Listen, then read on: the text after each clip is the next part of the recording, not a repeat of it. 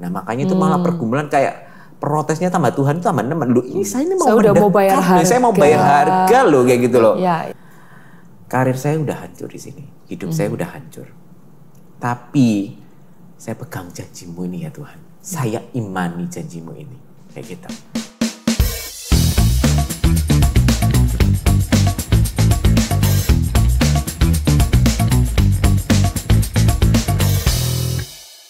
Shalom semuanya, welcome back to Marketplace Wisdom bersama saya Ivana dan Fandi, hai.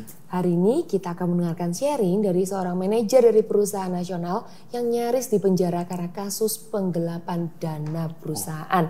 Saya percaya hari ini kita akan belajar banyak dari beliau. Nah sebelumnya kita akan mendengarkan sharing firman dari Ko Fandi. Silakan Ko. Oke, hari ini kita akan belajar tentang tema difitnah, dibela Tuhan, tetapi hingga bikin terperangah. Saya mau ajak kita semua untuk baca dari 1 Petrus 3 ayat 15 dan 16. Tetapi kuduskanlah Kristus di dalam hatimu sebagai Tuhan dan siap sedialah pada segala waktu untuk memberi pertanggungjawaban kepada tiap-tiap orang yang meminta pertanggungjawaban dari kamu tentang pengharapan yang ada padamu. Tetapi haruslah dengan lemah lembut dan hormat dan dengan hati yang nurani yang murni supaya mereka yang memfitnah kamu karena hidupmu yang saleh dalam Kristus menjadi malu karena fitnahan mereka itu. Jadi yang pertama bahwa masing-masing dari kita adalah garam dan terang. Gitu ya, bagaimanapun dengan segala kemajemukan yang ada dalam bangsa dan negara ini, dalam tempat kerja, gitu, dalam masyarakat, gitu, kita ini harusnya jadi surat Kristus yang terbuka bagi semua orang. Nah, ketika kita jadi surat Kristus yang terbuka bagi semua orang, bukan berarti bahwa hidup kita ini bisa jadi tenang dan damai, tapi kadang-kadang juga bagi beberapa orang ternyata ini jadi satu gesekan gitu ya, jadi sesuatu yang tidak cocok. Tapi saya ingin kita sebenarnya pastikan bahwa ayat ini mengajarkan bahwa yang pertama, yang terutama adalah kuduskan Kristus sebagai Kristus dan Tuhan. Yang kedua, tapi Petrus juga mengatakan kepada kita semua bahwa siap sedialah pada segala waktu, pada setiap saat untuk memberi pertanggungjawaban kepada tiap-tiap orang yang meminta pertanggungjawaban kepada kamu. Jadi kita ini tidak hanya hidup aja bagi Kristus, tapi juga terkadang ada orang yang memang meminta kita sebagai syarat akuntabilitas kita ya, tidak hanya istilah di pekerjaan tetapi akuntabilitas hidup. Orang-orang bisa aja minta untuk pertanggungjawaban. Nah, untuk ini saya punya beberapa perenungan. Yang pertama, tolong pastikan bahwa kita ini bukan troublemaker. Gitu ya. Jangan sampai akhirnya kita ini mengatakan kita ini anak Tuhan, hidup bagi Tuhan, tapi ternyata hidup kita nggak benar. Terus ternyata kita ini cara ngomongnya nggak benar gitu ya. Terus akhirnya kita jadi pembawa masalah gitu ya. Gitu. Jadi dipanggil Mas, ternyata ujungnya masalah. Seperti itu. Nah, oke, itu yang pertama. Kalau kita hidup bagi Tuhan dan hidup kita udah ngena, hidup kita udah benar. Dan yang kedua, orang-orang pastinya kita ini tidak punya celah untuk diserang. Seperti itu. Sama seperti Daniel, sama seperti Yusuf dan lain-lain.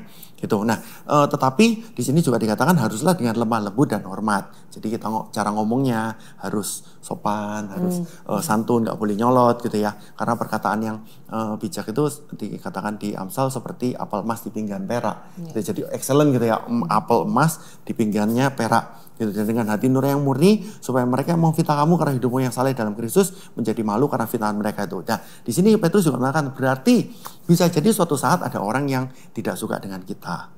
Yang tidak suka dengan kita, saya tadi udah kasih disclaimer, jangan sampai tidak suka karena kita berdosa, tidak suka karena kita punya kelemahan, kita punya kekurangan.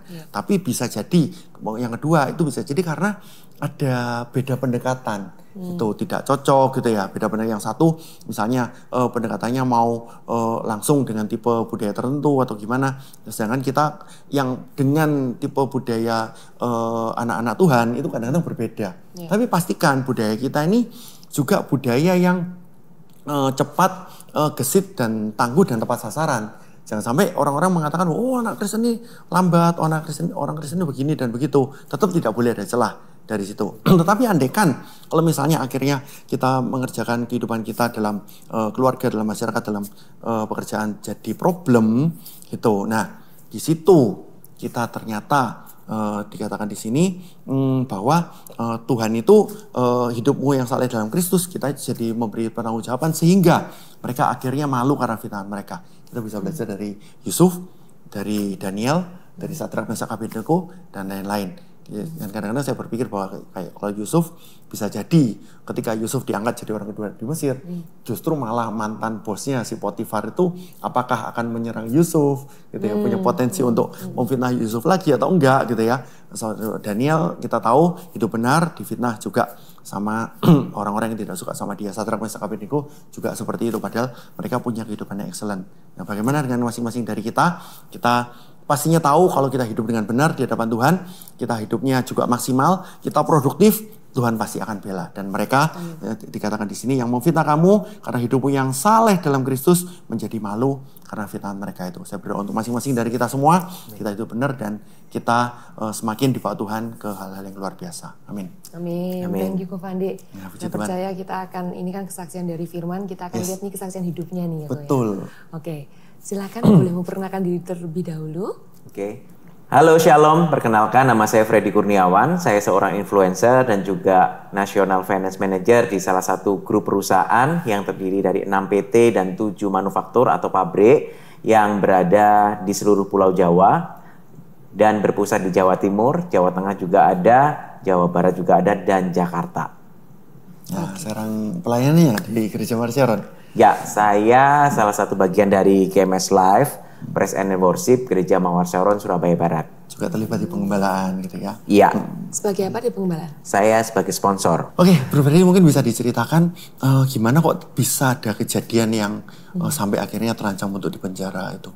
Ya, kalau saya sih lebih suka bilangnya itu adalah momen di mana Tuhan guncangkan hidup saya, izinkan guncangkan hidup saya dan jungkir balikan kehidupan saya dan juga memurnikan hati saya. Jadi ceritanya 3 tahun yang lalu itu terjadi penggelapan dana di perusahaan saya yang dilakukan oleh tim saya sendiri dan juga salah satu orang yang cukup dekat dengan saya di kantor. Walaupun saya juga tidak melakukan, namun karena saya sebagai penanggung jawab keuangan, sebagai pihak yang terakhir yang bertanggung jawab sepenuhnya atas perusahaan ini, akhirnya mau nggak mau saya juga ikut terseret. Ini kasusnya seperti penggelapan dana, kemudian apa ini? Yang maksudnya yang dituduhkan apa ini oleh? Nggak, jadi Pak gini. Semua laporan itu kan bermuaranya ke saya dari 6 PT dan juga beberapa pabrik itu laporan kan semuanya keuangan ya, dari semua laporan kas, tersebut. bukan laporan keuangan tapi laporan ya penggunaan keuangan, penggunaannya keuangan ya. Keluar masuknya uang gitu ya. Ya, keluar masuk uang itu kan finalnya itu kan ada di saya kan gitu, dan saya bertanggung jawab atas semua otorisasi yang saya lakukan. Nah, tapi sayangnya adalah saya lost control waktu itu, gitu, dimana saya tanda tangan gitu loh, walaupun ada pihak yang mengaudit juga dan mereka ngomong oh ini oke, kayak gitu, tapi sebagai pihak yang finalisasi, sebagai orang yang bertanggung jawab, saya juga tanda tangan di situ, dan disitulah mau nggak mau ya saya harus mempertanggungjawabkan apa yang sudah saya sign. Oke, jadi memang ada miss, tetapi tidak terlibat di dalam kasus penggelapannya, begitu ya? Betul. Wow. Nah gini kira-kira Bro Freddy, menangani 6 perusahaan gitu ya dengan seluruh detail yang gimana-gimana. Nah kira-kira juga akhirnya pertanggungjawaban dengan sign itu gitu seharusnya, nah ini kita ngomong gitu ya, seharusnya untuk kedepannya seperti apa? Apakah ini based on kepercayaan ke anak buah gitu karena mereka sudah melakukan yang terbaik atau gimana? Ini hanya untuk preventif ya. Sebelum betul sebelum kita masuk ke detail yang lebih jauh. Iya. Jadi gini sih Ko, saya belajar banyak ya. Saya belajar banyak bahwa terkait perihal ini, bahwa trust is good, but control is better, gitu kan. Kita dulu mungkin kita berpikir sebagai anak Tuhan, gitu kan. Kita berpikir bahwa orang tuh sama dengan kita takut akan Tuhan, kita nggak mungkin melakukan penyelewengan. Tapi ternyata di dunia sekuler nggak seperti itu, gitu loh. Saya dulunya saya berdoa, kan saya sudah berdoa nih, saya sudah pelayanan juga. Tuhan akan jagai dong, kayak gitu. Tuhan akan take care kehidupan kita. Tuhan akan jauhkan dari orang-orang yang akan mencoba kita. Tapi ternyata kenyataannya nggak begitu, gitu loh. Bahkan ya kenyataannya adalah di dunia sekuler kita itu menghadapi orang-orang yang ingin nyerang kita, menghancurkan kita malahan gitu. Pak Freddy, waktu itu apa yang Anda rasakan waktu terjadi kasus ini? Yang saya rasakan tentunya ada struggle ya di perusahaan kan kayak gitu kan. Tapi yang struggle terbesar adalah dari diri saya sendiri. Gitu.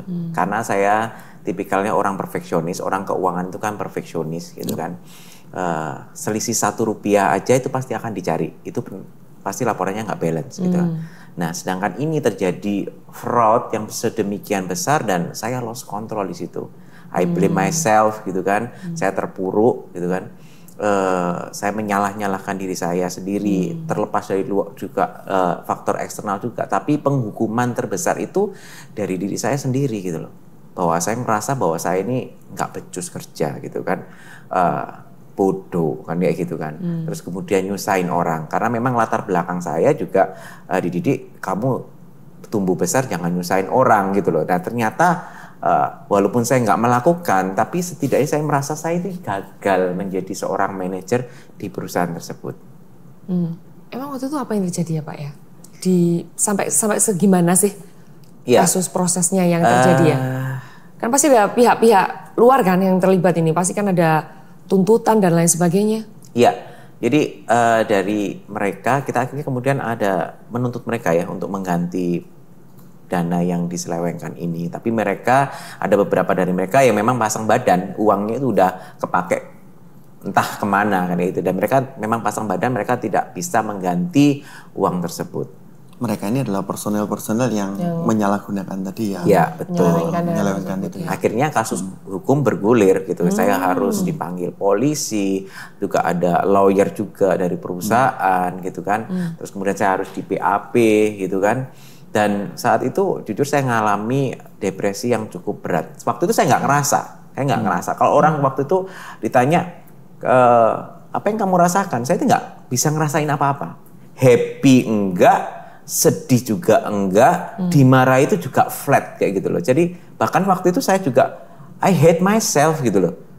Seorang Freddy itu enggak kayak gini kayak gitu loh. Bahkan saya masih ingat di saat saya masa-masa depresi itu, di saat kemudian kepercayaan diri saya itu hilang, saya biasa yang nulis cek dengan nilai miliaran itu biasa aja. Saya nulis cek 10 juta itu tangan saya itu bergetar kayak gitu loh. Tangan saya bergetar. Dan setelah nulis cek itu saya baca sampai 10 juta rupiah itu sampai 10 kali. Sampai segitunya saya nggak percaya dengan diri saya sendiri. Itu yang terjadi. Ya, kira-kira berbeda terus gimana? Cari Tuhan gitu, terus kira-kira apa kira-kira pemulihannya Tuhan ya, balik titik balik. Ini berarti masalah pribadi yang pasti selesainya dengan pribadi dengan Tuhan dulu kan? Iya, proses penyembuhannya enggak semudah itu sih. Karena waktu itu akan I blame myself, I hate myself. Proses selanjutnya adalah saya ngeblame Tuhan, kayak gitu loh. Kenapa enggak Tuhan jagai gitu? Kenapa terjadi seperti ini? Harusnya orang yang ikut Tuhan itu harusnya Tuhan jagai toh. Terlebih lagi seorang pelayan Tuhan, harusnya lebih Tuhan ada concern tertentu dong. Harusnya ada ibaratnya kalau jemaat dengan pelayan dibedakan dong, maksudnya penjagaan Tuhan. Pemikiran saya waktu itu seperti itu dan itu saya bergumul cukup lamanya di situ. Bergumulnya adalah diri saya dan Tuhan. Nah, di saat saya bergumul seperti itu dan mulai mau balik sama Tuhan, adik saya waktu itu kena COVID dan meninggal. Nah, setelah meninggal saya tambah drop lagi gitu. Saya protes sama Tuhan. Kenapa ini terjadi? Adik saya juga bukan seorang penjahat. Adik saya juga seorang pelayan Tuhan di gereja Mawar Saron ini juga gitu. Kenapa jadi seperti ini? Kenapa Tuhan nggak tolong kayak gitu loh? Itu yang terjadi. Pergumulan-pergumulan itu yang terjadi hebat di dalam diri saya. Terus kemudian titik baliknya di mana ini, Pak Freddy? Titik baliknya itu pada waktu bulan Oktober, gitu kan. Secara manusia dengan situasi seperti itu, jujur saya berusaha untuk mencari alternatif yang lain dengan kekuatan saya. Walaupun waktu itu sempat saya juga berdoa sama Tuhan, apa yang saya harus lakukan di perusahaan ini dan kehidupan saya. Waktu itu Tuhan cuma bilang satu kalimat di dalam kehidupan saya adalah stay, gitu kan. Stay, gitu kan. Stay di perusahaan ini ya. Stay di perusahaan, gitu. Walaupun itu jujur aja itu bertolak belakang dengan keinginan saya, dengan perasaan saya. Saya pinginnya adalah go out gitu kan, ya gitu. Ya udah, saya nggak usah ngurusin semuanya, saya tinggalin aja. Toh saya nggak melakukan, kayak gitu loh. Kalau memang saya melakukan ya udah buktikan aja. Tapi karena Tuhan bilang stay, saya nurut kan gitu loh. Itu salibnya lebih banyak, lebih berat lagi tuh. Mudah ya. Ya walaupun juga itu juga sebuah pergumulan juga. Saya juga protes sama Tuhan. Kok jawabannya stay kayak gitu loh. Mau jawaban yang lain. Beberapa kali doa saya kok jawabannya stay gitu loh. Tuhan apa nggak lihat saya ini kayak gitu loh. Saya ini sudah hampir masa depan saya di perusahaan ini gelap, hancur sudah kayak gitu. Bukan hanya di perusahaan ini, saya ngerasa bahwa hidup saya udah hancur, sudah gelap, tidak ada masa depan lagi. Dan itu tekanan-tekanan dari tuduhan, asumsi itu kan bertambah. Iya, karena kan yang timnya kan dari tim finance itu ya. Itu suasana di kantor waktu itu gimana, Pak Freddy? Suasana nggak bisa diceritakan lagi ya, maksudnya mungkin sindiran-sindiran atau ya, secara langsung atau itu terjadi memang seperti yang saya ngomong ada struggle sendiri di kantor gitu kan. Tapi memang struggle terberat adalah proses di internal saya gitu loh. Karena kalau untuk sindiran terus kemudian omongan-omongan itu mau nggak mau pasti terjadi ya, karena memang terjadi fraud dan itu ada di tim saya dan yang melakukan adalah orang yang cukup dekat dengan saya kayak gitu kan. Jadi tidak menyalahkan apabila ada pemikiran-pemikiran pencurigaan lah ya. Iya, gitu. Secara normal itu ya normal terjadi pada saat kemudian ada seseorang yang dekat dan dia melakukan, logika kita pasti orang yang dekat dengan dia dicurigai nih. Kalau tim kamu, orang yang di bawahan kamu aja bisa ambil sedemikian banyaknya, apalagi kamu sebagai seorang atasan, jangan-jangan kamu lebih banyak ambilnya dari mereka gitu. I see. Nah terus tadi masih belum ketemu breakthrough-nya nih, gimana tuh pemikiran-pemikiran yang sebelumnya dialamin gitu kan, itu kan pasti ada breakthrough-nya, kalau nggak mungkin ada Pak Freddy yang sekarang bisa share. Ya. Jadi waktu itu tadi sempat saya ceritakan bahwa saya menggunakan kekuatan saya, gitu kan. Tuhan bilang stay, tapi kita namanya juga manusia ya. Kadang-kadang kita ngerasa jangan-jangan yang kita dengar keliru nih, kayak gitu ya. Soalnya nggak sesuai. Karena nggak sesuai dengan hati kita nih, kayak gitu kan. Gitu. Saya mencoba gitu kan, Pak. Pada waktu sebelum kejadian itu kan banyak juga tawaran-tawaran untuk, come on Pak, pindah ke kita dong, kayak gitu kan. Itu ada. Kan punya reputasi juga ya, seperti itu. Jadi begitu itu pasti akan diambil. Iya. Bahkan juga ada salah satu teman saya, dia memang talent hunter, HRD gitu kan. Sebelum itu semua dia nawarin, ayo kirim aja gitu. Kamu nanti CV-mu kita yang akan tawarin ke perusahaan. Kamu bagus kok, gitu. Kamu minta berapa gitu loh. Nah, pada saat-saat itu terjadi, gitu, saya menggunakan kekuatan saya coba hubungi mereka semua kan kayak gitu loh. Tapi itu di saat-saat itu Tuhan tutup semua jalan. Saya bergerak ke kanan, Tuhan tutup. Saya bergerak ke kiri, Tuhan tutup. Saya ke bawah, Tuhan tutup. Yang ada adalah saya hanya bisa ke atas. Saya hanya bisa berserah kepada Tuhan. Hingga suatu titik, saya itu menyadari gitu loh.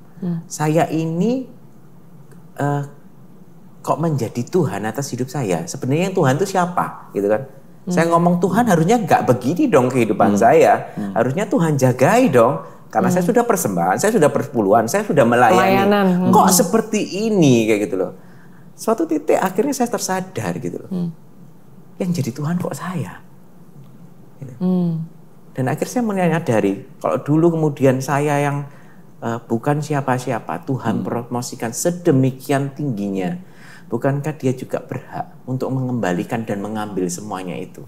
Kayak Ayub ya, Tuhan yang memberi, Tuhan yang memberi, Tuhan yang mengambil, terpujilah nama Tuhan. Ayub langsung. Iya. Terus kemudian saya ngomong sama Tuhan, oke Tuhan, saya berserah sama Tuhan, saya cari Tuhan gitu kan. Saya ngomong sama Tuhan bahwa Tuhan boleh ambil pekerjaan saya. Tuhan boleh hancurkan kehidupan saya. Tuhan boleh berbuat apapun atas kehidupan saya. Cuma satu hal Tuhan, Freddy minta, saya bilang gitu. Jangan tinggalkan saya. Itu yang saya minta sama Tuhan. Dan saya ngomong waktu itu bulan Oktober, saya bilang saya komitmen, saya mau tetap ikut Tuhan. Saya mau pelayanan, tetap pelayanan. Dan akhirnya awal November, saya sudah balik lagi ke Praise and Worship. Jadi sempat cuti, sempat off.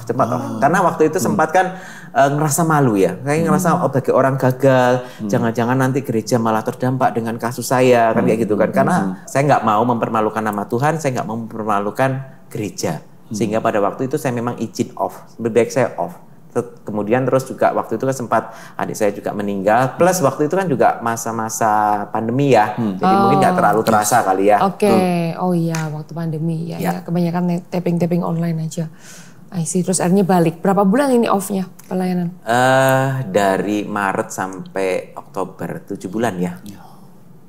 I see. Oh tapi enggak, waktu itu sempat. Jadi sebelum waktu adik saya meninggal, itu protesnya lebih kenceng lagi. Kenapa? Pada waktu itu kan banyak yang kena nih, pelayan kena kan gitu kan. Terus kemudian waktu itu ada broadcast siapa nih yang mau yang melayani. gitu ya? Enggak, siapa ini yang mau melayani karena kurang, pelayan Tuhannya itu kurang kayak gitu kan. Tapi kalau tapping harus mau dites kan kayak gitu kan. Dan waktu itu saya ngomong sama istri saya ngomong gereja membutuhkan pelayan nih kan kayak gitu kan. Nah akhirnya saya ngomong oke, saya mau melayani gitu kan. Akhirnya melayani gitu kan. Nah setelah itu tapping kan waktu itu kalau nggak salah hari Sabtu gitu kan, tapping 5 kali. Selasanya minggu depannya itu dengar info bahwa adik saya itu kena COVID kan, dan akhirnya meninggal kan. Nah makanya itu malah pergumulan kayak protesnya tambah Tuhan itu tambah nemen. Loh ini saya ini mau bayar harga. Saya mau bayar harga loh kayak gitu loh. Ya. Kok malah begini? Bukannya malah kemudian kamu bantu saya atas permasalahan ini, adik aku kamu ambil kayak gitu loh. Itu pergumulan yang hebat sih untuk saya. Sebelum akhirnya balik gitu ya. Tapi gimana setelah balik gimana ini? Ingin tahu. Pembelaan Tuhan ini. Nah, apa yang terjadi? Waktu kemudian ambil komitmen untuk kemudian melayani Tuhan lagi ya, balik lagi melayani Tuhan, balik ikut Tuhan. Saya berharap sih kan ada mujizat gitu kali ya yang terjadi, tapi ternyata nggak terjadi gitu loh. Masalah tetap ada, maksudnya tetap berjalan sidang demi sidang gitu. Tetap sembari sidang, sembari tetap kerja kan ya? Tetap kerja. Itu berarti double. Iya, jadi saya menghadapi sidang, berita acara sampai tengah malam itu saya tetap kerja. Besoknya saya tetap kerja, nggak pernah telat saya kayak gitu loh. Ya, jadi itu yang saya lakukan, jalani gitu kan. Terus saya berharapnya ada mujizat, tidak ada mujizat, ada kemurahan mengenai mungkin kasus ini ada seseorang yang kemudian mengembalikan nih jadi nggak sidang misalnya. Saya berharapnya kan begitu kan gitu kan. Nggak terjadi. Semua sidang berjalan, dijalani gitu kan. Yang ada adalah saya makin kuat di dalam hadirat Tuhan. Saya kemudian saya mencari Tuhan, saya makin kenal Tuhan dan masuk di dalam hadiratnya. Yang Tuhan berikan adalah situasi saya itu tidak berubah. Yang berubah adalah saya.